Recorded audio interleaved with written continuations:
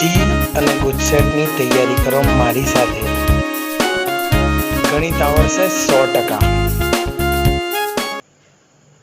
Hello વિદ્યાર્થી મિત્રો, આપણે અગાઉના વિડીયોની અંદર જેડબલઈ અને ગુજસેટની અંદર નિશ્ચયક અને શ્રેણિકને લગતી શરૂઆતમાં થિયરી સમજ્યા અને ત્યાર પછી એના પાછલા વર્ષોની અંદર પૂછાયેલા એક્ઝામ્પલ સમજ્યા. આજે પણ હું આવા જ કેટલાક એક્ઝામ્પલ લઈને આવ્યો છું જે પાછલા વર્ષની અંદર પૂછાયેલા છે અને વારંવાર રિપીટ પણ થાય છે. તો શરૂ કરીએ. નિશ્ચયક અને શ્રેણિકની અંદર જેડબલઈ પાર્ટ 2 2019 નો દાખલો છે cos alpha minus sin alpha sin alpha cos alpha અને એની 32 ઘાત આપેલી છે તો આપણે ખૂણો આલ્ફા શોધવાનો છે. સેમ ટુ સેમ આ જ પેટર્નનો દાખલો 2019 ના જેડબલઈ ના બીજા સેશનની અંદર પણ પૂછાયો છે, જેમાં એ જ રીતનો cos sin sin cos નો શ્રેણિક છે અને એની ઓછા 50 ઘાત શોધવાની છે અને ત્યાં ખૂણો θ π/12 આપેલો છે. અહીંયા ખૂણો શોધવાનો છે, અહીં ખૂણો આપેલો છે અને શ્રેણિક શોધવાનો છે. અહીં શ્રેણિક આપેલો છે અને ખૂણો શોધવાનો છે. બંને સરખી પેટર્નના એક્ઝામ્પલ છે. તો શરૂઆત કરીએ આપણે a સ્ક્વેર શોધીશું. cos alpha minus sin alpha cos alpha નો ગુણાકાર એની જ સાથે cos alpha minus sin alpha અને cos આલ્ફા. જ્યારે આપણે આનો ગુણાકાર કરીશું તો cos square alpha minus sin square alpha, cos square alpha minus sin square alpha, આ માઈનસ sin cos બે વખત એટલે -2 sin આલ્ફા cos આલ્ફા. જો cos આલ્ફા * sin આલ્ફા અને sin આલ્ફા * cos આલ્ફા એ બંનેનો સરવાળો તો sin cos એક વખત ને sin cos બે વખત એટલે -2 times sin alpha cos alpha. Same to same sin alpha cos alpha વત્તા cos આલ્ફા sin આલ્ફા એક વસ્તુ બે વખત છે એટલે 2 times sin alpha cos alpha. અને છેલ્લે sin square alpha cos square alpha એ cos square alpha sin square alpha તરીકે લખી શકાય છે. હવે આનું સૂત્ર, આ કોનું સૂત્ર છે? 11મા ધોરણમાં તમે ત્રિકોણમિતિય વિધિની અંદર જોઈ લીધું કે cos સ્ક્વેર sin સ્ક્વેર કોનું સૂત્ર છે? તો cos 2 આલ્ફા નું. 2 sin આલ્ફા cos આલ્ફા કોનું સૂત્ર છે? sin 2 આલ્ફા નું. આગળ માઈનસ ચિહ્ન હતું. આ sin 2 આલ્ફા અને આ cos 2 આલ્ફા બની ગયા. જો a ની એક ઘાત હતી તો આલ્ફા આલ્ફા આલ્ફા આલ્ફા અને a ની બે ઘાત આવી તો 2 આલ્ફા 2 આલ્ફા 2 આલ્ફા 2 આલ્ફા અને cos sin sin cos sin cos આ રીતના છે. તો વ્યાપક રીતે આને આપણે a ની n ઘાત આ રીતે લખી શકીએ છીએ કે cos n alpha sin n alpha sin n alpha અને cos n આલ્ફા આ રીતે a ની n ઘાત આપણે લખી શકીએ છીએ. અને સાબિત પણ કરી શકીએ છીએ કે સાબિતી હું અત્યારે નથી આપતો, આપણે જેડબલઈ શોર્ટકટની જ વાત કરીએ છીએ એટલે આ પરિણામ તમને યાદ રખાવડાવું છું. બાકી એની સાબિતી આપવી હોય તો મેથડ છે. કઈ મેથડ? તો ગાણિતીય અનુમાનનો સિદ્ધાંત, મેથેમેટિકલ ઇન્ડક્શન. એ મેથડથી તમે આ સાબિત કરી શકો. અને કોઈને નજીકનું ચેક કરવું હોય તો a ક્યુબ સાબિત કરી શકો. આ a સ્ક્વેર આપ્યો છે, આ a છે, એનો ગુણાકાર કરો, a નો ઘન. તો a નો ઘનમાં પહેલો cos 3 આલ્ફા આવશે, પછી sin 3 આલ્ફા sin 3 આલ્ફા અને cos 3 આલ્ફા. ચકાસણી કરવી હોય તો હું એક ઘટક ચકાસી લઉં કે આ પરિહારનો આપેલા સ્તંભ સાથે ગુણાકાર તો cos 2 alpha cos alpha sin 2 alpha sin alpha cos sin sin તો cos ના સરવાળાનું સૂત્ર અને ખૂણો 2 આલ્ફા આલ્ફા એટલે 3 આલ્ફા થઈ ગયો તો cos 3 આલ્ફા ઘન માટે 3 આલ્ફા આવશે. એ રીતના બાકીના ઘટકો પણ મળશે. તમારે જાતે ચકાસણી કરવાની છે અને પ્રયત્ન કરી જુઓ કે ગણિતીય અનુમાનના સિદ્ધાંતથી આ સાબિત થાય છે કે નથી થતું. થશે જ પણ કામ કરવાનું. ચલો નેક્સ્ટ. તો અહીંયા આપણે એક પરિણામ મેળવ્યું જે દરેક જગ્યાએ કામ લાગશે. કમ્પ્લીટ યાદ રાખજો. cos sin sin cos આવે ત્યારે ખૂણો આ રીતના n આલ્ફા સ્વરૂપે આવી જશે. a ની n ઘાત કરીએ ત્યારે. તો હવે 32 ઘાત કીધી છે તો a ની 32 ઘાત એને ડાયરેક્ટ આના મુજબ લખું તો cos 32 alpha minus sine 32 alpha અને સાઈન 32 આલ્ફા અને કોસ 32 આલ્ફા. બરાબર. હવે આ જે શ્રેણી છે એને આની સાથે સરખાવવાનો છે. 0 - 1 1 0. આની સાથે આપણે એને સરખાવીએ તો આ સરખામણી કરીએ તો શું મળે છે જુઓ. cos 32 આલ્ફા બરાબર 0 અને sin 32 આલ્ફા બરાબર 1. આ રીતના મળ્યું. હવે cos અને sin એના યામથી ત્રિકોણમિતિય બિંદુ મળશે 32 આલ્ફાનું કયું 0 1. પણ 0 1 તો કયું ત્રિકોણમિતિય બિંદુ છે π/2. π/2 આગળના યામ 0 1 છે તો 32 આલ્ફાને π/2 સાથે સરખાવો.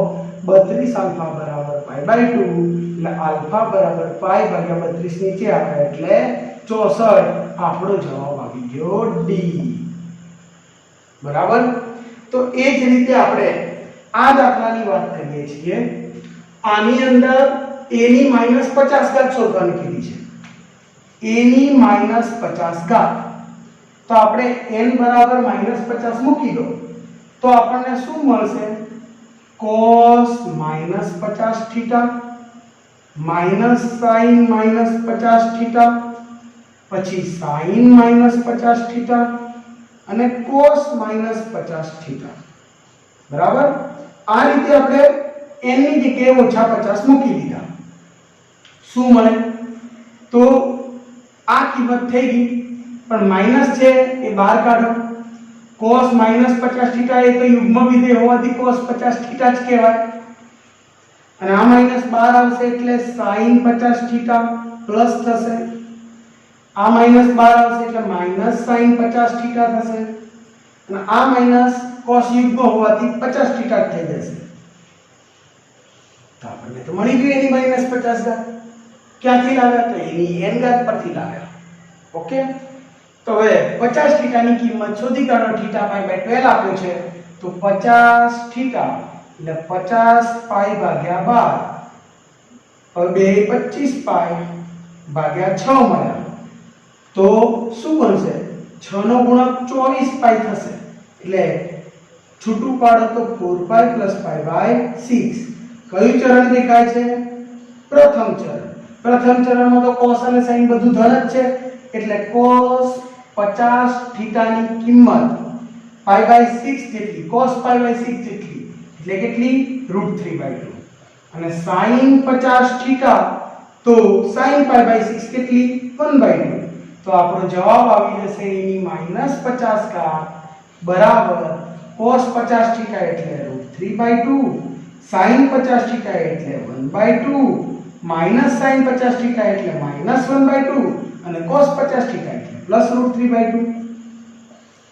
તો √3/2 1/2 -1/2 √3/2 છે કે જો √3/2 ને 1/2 ચેક કરો. અહીં તો √3/2 જ નથી. આ નહીં આવે, અહીં નથી, આ ના આવે. આ બંનેમાં √3/2 હોય છે, બાજુમાં 1/2 જોઈએ, અહીં માઈનસ છે, આ ના આવે એટલે આ હશે √3/2 1/2 -1/2 √3/2 આવી ગયું. હવે કેટલાકને પ્રશ્ન થશે કે સર અહીંયા a ની ઘાતમાં n એ પ્રાકૃતિક હોય તો જ આપણે ગુણાકાર કરી શકીએ ને. બરાબર. -50 તો કેમ શોધવાનું? એવું જ પ્રાકૃતિક સંખ્યા છે કે જેથી શ્રેણીકનો ગુણાકાર કરીને આપણને મળે તો નથી, પણ છતાંય પરિણામ સાચું છે. જો તમારે બીજી રીતે ચકાસવું હોય તો આ દાખલો કરવાની બીજી મેથડ પણ છે. એના માટે આપણે શું કરીએ છીએ તો a ની -50 ઘાત એને a ઇન્વર્સ ની 50 ઘાત કહી શકાય.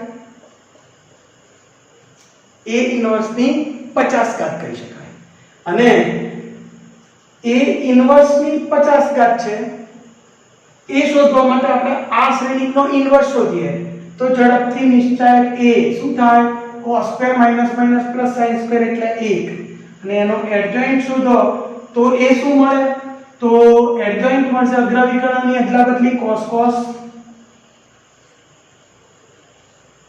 અને પ્રતિવિકર્ણ ચિહ્ન વિરોધી એટલે અહીંયા પ્લસ સાઈન અને પેલું માઈનસ સાઈન. તો a ઇન્વર્સ આપણને શું મળશે એડજોઇન્ટ જેટલો જ મળશે અને એડજોઇન્ટ તો શું છે મૂળ શ્રેણીકનો ટ્રાન્સપોઝ છે એટલે a ઇન્વર્સ બરાબર a નો ટ્રાન્સપોઝ. હવે A ટ્રાન્સપોઝ કરશો તો તમને આને આમ કહેવાશે A ટ્રાન્સપોઝ ની 50 ઘાત. હવે મૂળ શ્રેણિકની જ્યારે ટ્રાન્સપોઝ કરીએ ત્યારે આના જેવો શ્રેણિક મળે છે અને એની અંદર પણ સેમ ટુ સેમ આ જ ફોર્મ્યુલા લાગે છે. હવે તો આપણે ઇન્વર્સ નીકળી ગયું. ઇન્વર્સ નીકળીને ટ્રાન્સપોઝમાં આવી ગયા એટલે શ્રેણિક સાદું થઈ ગયું. સાદું શ્રેણિક એટલે આને B કહી દો અને B ની 50 ઘાત માટે તો તમે માનશો કે હા હવે આ લાગુ પડે.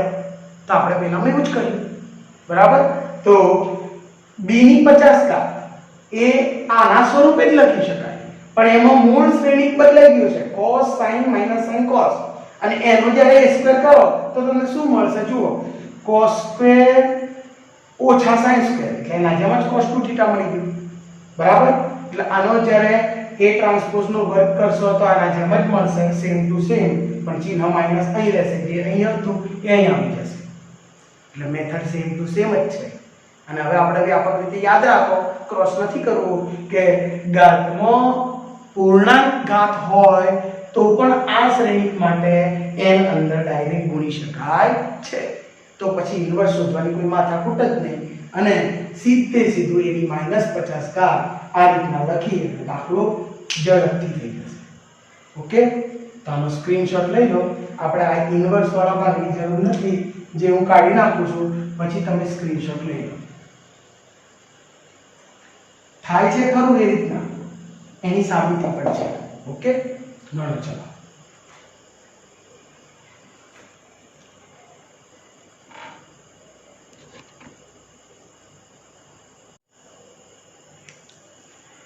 ચલો નેક્સ્ટ એક્ઝામ્પલ જોઈએ.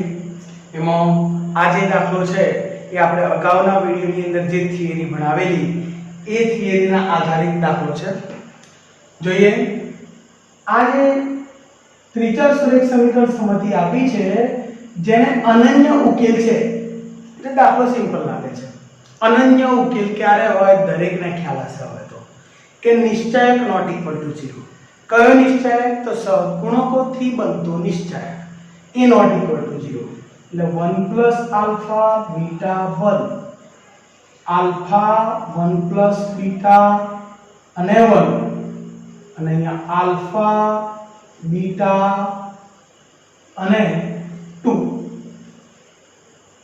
આ જે છે એ નિશ્ચયક નોટ ઇક્વલ ટુ 0 કીધું છે. બરાબર? તો આપણે આનું વિસ્તરણ કરીએ અને ચકાસીએ. તમને શું દેખાય છે? તો અહીંયા 1 અને 1 દેખાય છે, અહીંયા આલ્ફા આલ્ફા દેખાય છે.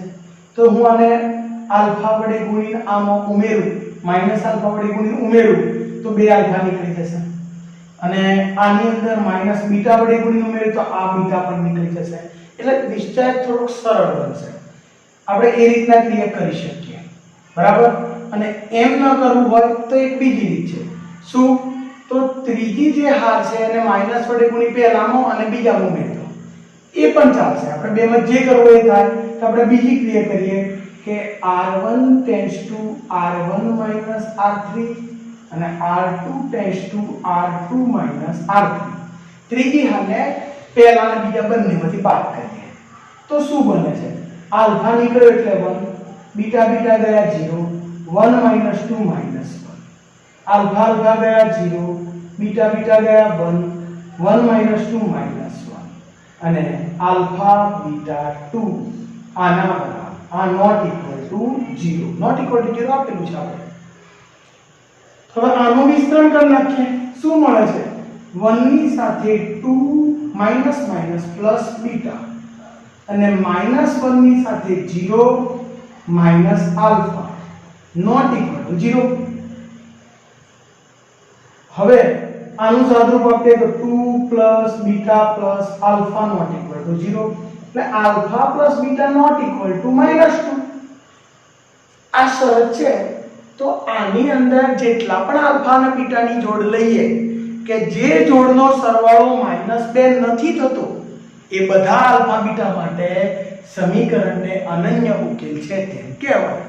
તો આપણે જે ચાર વિકલ્પ આપ્યા છે એ ચાર વિકલ્પમાં સરવાળો -2 થતો હોય એ લેવાનો નથી. તો 1 - 3 નો સરવાળો -2 થાય એટલે આ ના આવે. -3 અને 1 નો સરવાળો -2 થાય એ પણ ના આવે, અને -4 અને 2 નો સરવાળો -2 થાય એ પણ ના આવે. તો આપણે સી જવાબ 2 + 4 6 એ -2 નથી થતો, એટલે સી જવાબ આવશે. સરળ હતો, એકદમ સહેલો દાખલો. 2019 વાળાને લોટરી લાગી એમ કહેવાય કે અનન્ય ઉકેલ છે તો નિશ્ચય નોટ ઇક્વલ ટુ 0 શરત ચકાસી, અને એ શરત ચારે વિકલ્પોમાં ચકાસી જુઓ, સી સાચો છે. બરાબર. આ દાખલો 2019 નો આ જે દાખલો જેને પૂછાયો એ લોકોને લોટરી લાગી નથી. કેમ? તો તમે હમણાં ગણીએ એટલે ખ્યાલ આવશે કે અહીંયા 3 3 0 છે, 3 3 0 છે એટલે એ કેવો છે? સમઘાત સમીકરણ. સમઘાત સમીકરણના બે જ ભાગલા હતા. નિશ્ચાયક ઇક્વલ ટુ 0 તો અનન્ય ઉકેલ મળે છે, નિશ્ચાયક નોટ ઇક્વલ ટુ 0 તો અનન્ય ઉકેલ મળે છે, પણ એ કયો? ટ્રિવિયલ એટલે કે શૂન્ય ઉકેલ છે. અને શૂન્યેતર ઉકેલ કીધો હોય તો એનો મતલબ નિશ્ચાયક equal to 0, not equal to 0 એટલે અનન્ય ઉકેલ, અને કયો? શૂન્ય ઉકેલ પોતે. પણ શૂન્ય ઉકેલ સિવાયનો શૂન્યેતર ઉકેલ ક્યારે મળે? તો નિશ્ચાયક ઇક્વલ ટુ 0 હોય તો. તો આના ઉપરથી શૂન્યેતર ઉકેલ છે, શૂન્યેતર ઉકેલ હોવાથી નિશ્ચાયક a બરાબર 0 મૂકી દઈએ તો 1 3 7 -1 4 7 sin 3 theta cos 2 theta અને 2 આના બરાબર છે. હવે વિચારો શું થાય છે? આ 7 7 દૂર કરવો હોય તો માઈનસ વડે ગુણી નાખીએ. એક ક્રિયા કરીએ r1 tends to r1 - r2 તો 1 - 1 + 1 2, 3 માંથી 4 જાય તો -1, 7 - 7 0, -1 4 7 અને sin 3 theta cos 2 theta અને 2 બરાબર 0. હવે આનું વિસ્તરણ કરીએ તો શું મળે? 2 ની સાથે 8 - 7 cos 2 theta, minus minus plus 1 ની સાથે -2 -7 sin 3 theta, અને છેલ્લે 0 વળવું પણ જરૂર નથી, 0 થશે ઇક્વલ ટુ 0. આનું આપણે સાદુરૂપ જોઈએ તો 8 * 2 = -14 cos 2 theta -2 -7 sin 3 theta બરાબર 0. તો જોઈએ કે 7 sin 3 theta માઈનસ છે, આ બાજુ આવશે plus 7 sin 3 theta, -14 cos 2 theta આ બાજુ લાવો તો પ્લસ 14 cos 2 theta, અને 16 માંથી 2 જાય તો પ્લસ 14, જે પેલી બાજુ જશે એટલે -14 બરાબર 0. એને આપણે 7 વડે ભાગી નાખો તો સમીકરણ આવું બનશે: sin 3 theta +2 cos 2 theta, 7 વડે ભાગ્યા એટલે -2 બરાબર 0. આ મળ્યું. હવે કેટલાકને અહીંથી કન્ફ્યુઝન શરૂ થશે. 11મા ધોરણમાં તમે ત્રિકોણમિતિય સમીકરણના ઉકેલ સમજ્યા, એમાં sin અને cos મિક્સ આવતું હોય ત્યારે આપણે a અને b વાળી રીતે કરીએ છીએ. r શોધીએ છીએ √a² + b² અને પછી 2k પાઈ આલ્ફા બીટા એને લગતો ઉકેલ શોધીએ છીએ. પણ એના માટે જરૂરી શું હતું? તો અંદરના બંને ખૂણા સરખા હોવા જોઈએ. અહીં તો 3 થીટા છે અને અહીંયા 2 થીટા છે, એટલે ત્રિકોણમિતિય સમીકરણના ઉકેલ વાળી રીત ચાલશે નહીં. તો પછી આપણી પાસે શું વધે છે? તો સૂત્ર છે sin 3 થીટા અને cos 2 થીટા. sin 3 થીટા નું એક જ સૂત્ર, 3 sin થીટા - 4 sin 2 થીટા. તો આ sin માં જ છે, તો cos 2 થીટા ના તો 4 સૂત્રો છે. કયું વાપરવું? તો sin 3 થીટા માં sin એકલું જ આવે છે, તો cos નું sin વાળું જ સૂત્ર વાપરો. એટલે બધું આખું સમીકરણ એક જ ચલમાં બની જશે. તો જોઈએ 3 sin theta - 4 sin 2 theta. sin 3 theta નું સૂત્ર લખ્યું +2 times cos 2 theta નું sin નું સૂત્ર 1 - 2 sin square theta, અને બાજુમાં છે -2 બરાબર 0. બધું સાઈનમાં આવી ગયું. એમાં ઘન વાળો પહેલા લખીએ તો -4 sin ક્યુબ થીટા. હવે વર્ગ વાળો લખો તો 2 દુ 4 -4 sin સ્ક્વેર થીટા. હવે એક ઘાત વાળો લખીએ તો 3 sin થીટા. અને અચળ લખો તો +2 અને -2 નીકળી જાય એટલે 0. હવે આના વિકલ્પો મેં તમને નથી આપ્યા. A B C D 1 2 3 4 આટલા ઉકેલની વાત છે એમ સમજો. બરાબર? તો સૌથી પહેલા તો તમે અહીં સુધી પહોંચ્યા એટલે તમને આઈડિયા શું આવે? એક વખત અહીંયા પહોંચ્યા તે તકલીફ પડી. ખૂણો અલગ અલગ છે ને આપણે અલગ સમીકરણ વાપરી દઈએ ઉકેલ વાળું તો ખોટો પડવાનો છે. ચલો એ મૂકો, એમાં ખબર પડી ગઈ. અને આ સૂત્રો મૂકીએ છીએ આપણે. તો સૂત્રો મૂક્યા પછી આ સમીકરણ મળ્યું એટલે તમે વિચારો ઉકેલ કેટલા હશે? કેટલાકના મનમાં જવાબ આવી ગયો હશે? કહેશે કે ત્રિઘાત સમીકરણ છે એટલે 3 ઉકેલ આવશે. બધા લગભગ 60 થી 70% છોકરાઓ આને જોઈને એમ કહી દેશે કે 3 ઉકેલ મળે. પણ એ નહીં આવે. હું કહી દઉં છું અત્યારથી. કેમ નહીં આવે આગળથી સમજીશું.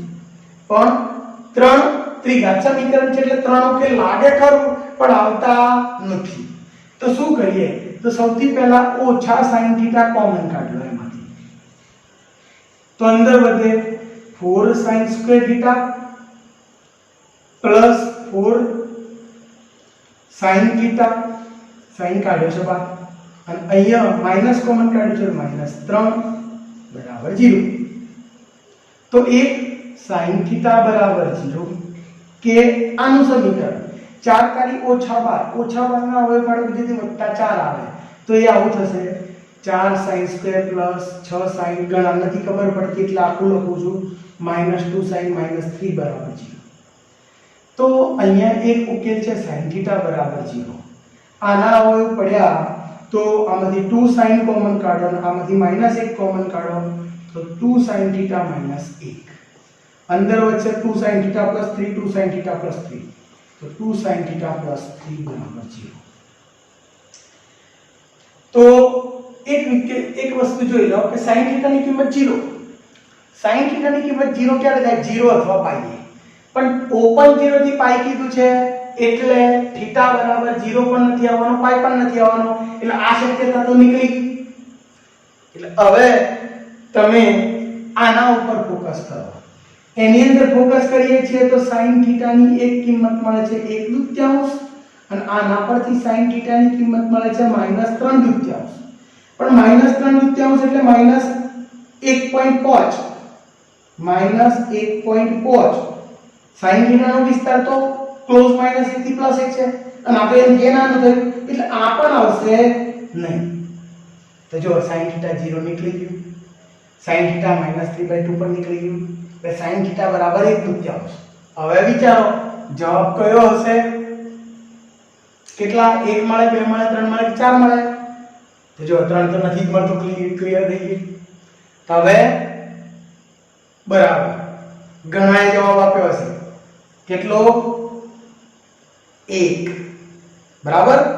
તો જવાબ આપણો આવશે નહીં આવે. 1 પણ નથી આવવાનો. ગણાએ લગભગ 70% જે અહીં બચ્યા છે એમાંથી 70% અહીંયા એક જ જવાબ આવે એવું વિચાર્યું હશે પણ એક જવાબ નથી આવતો. કેમ? કેમ કે આપણો sin θ ની એક જ કિંમત મળી 1/2. આપણે તો ઉકેલમાં θ ની કેટલી કિંમત એમ માંગ્યું છે. તો sin θ નું મૂલ્ય ધન કયા ચરણમાં? પહેલા અને બીજા બંને ચરણમાં. તો એ તો પહેલું બીજું ચરણ છે 0 થી π. તો પહેલા ચરણમાં 1/2 એક θ મળશે અને બીજા ચરણમાં 1/2 બીજો θ મળશે. એટલે θ ની કેટલી કિંમતો મળશે? 2. એટલે આપણો જવાબ આવશે 2. કઈ કિંમતો મળશે? તો θ બરાબર π/6 અથવા θ બરાબર 5π/6. ઓકે. તો મેં કીધેલું સૌથી પહેલા કે આ જે એને દાખલો પૂછાયો એને લોટરી લાગી નથી. કેમ કે એને ઘણી જગ્યાએ ધ્યાન રાખવાનું આવે છે. સૂત્ર પણ આવે છે, જોડે જોડે આ પણ ધ્યાન રાખવાનું છે, અહીંયા ક્લોઝ આપ્યું હોય તો પાછો જવાબ બદલાઈ જાય, ઓપન આપ્યું છે તો ઓપન 0 થી પાઈ આપ્યું છે તો બરાબર છે, જો ક્લોઝ આપ્યું હોત તો પાછો જવાબ કેટલો થઈ જતો? 4 થઈ જતો. 0 માટે 0 ને પાઈ માટે પણ 0 છે, બરાબર. એટલે ક્લોઝ 0 થી ક્લોઝ પાઈ આપ્યું હોત તો 4 જવાબ આવતો. તો આ રીતનું દાખલું છે. હવે તમે વિચારો કે ખાલી બુકનું નિશ્ચયક કર્યું હોય, બુકનું એકલું જ નિશ્ચયક કર્યું હોય તો આવા દાખલાઓ આવડે આપણને? કેટલી જગ્યાએ ધ્યાન રાખવાનું છે એ પણ વિચારવું પડે. તો જ્યારે આપણે JEE પ્રેક્ટિસ કરીએ, આ રીતના કોઈ સમજાવે તમને અને તમે સમજીને દાખલા ગણો તો સીધું JEE માં ડાયરેક્ટ આવા દાખલા ફેસ ના કરવા પડે. અને 1-2 વખત પ્રેક્ટિસ થઈ જાય તો પછી તમને JEE ની અંદર નિશ્ચયકનો અને શ્રેણિકનો જે દાખલો પૂછાય એ આવડે, બરાબર. તો આ જ રીતે મારી ચેનલ જોતા રહેજો અને સબસ્ક્રાઇબ કરજો ચોક્કસ. અને ચોક્કસથી કોઈ પણ પ્રશ્ન હોય, તમને ગમ્યું હોય કે ન ગમ્યું હોય, એને લગતી કમેન્ટ ચોક્કસ ઇનબોક્સમાં આપજો, બરાબર. હવે જલ્દી આપણે JEE ગુજકેટનો બીજો વિડીયો લઈ તમારી સામે હાજર થઈશ. આનો સ્ક્રીનશોટ તમે લઈ શકો છો. Thank you.